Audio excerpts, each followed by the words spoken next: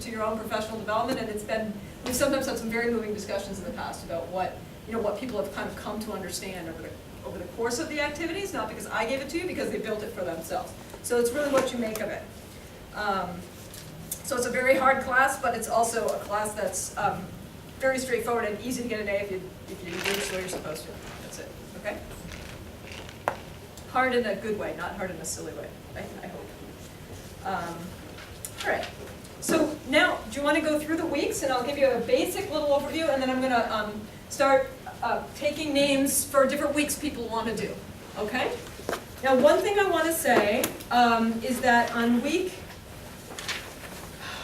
5, it's possible that we won't have class that night. I'm just warning you, okay? So I'm not going to assign, and I will let you know very soon, but I've still split up the assignments so they fit. We'll do the discussion list, but the people who moderate in week 5 are going to present on week 6, just so you know. Okay? Question. Yeah. Because we're in 2 sessions, and we have a presentation, what if like all of the people of week 2 are in, let's say, Wednesday? Yeah, I'll make sure that doesn't happen Okay. right now when I'm taking names. Okay. Exactly. Yeah. But thank you for thinking of that. Yeah. Okay, so for week 2, which means you start tomorrow, you're moderating and you get it out of the way.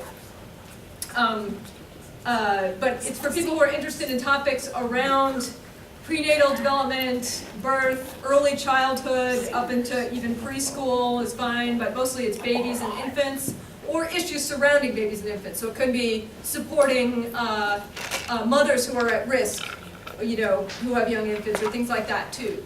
It can be designing programs to support teen mothers of infants, that kind of thing, but it's related to infant development.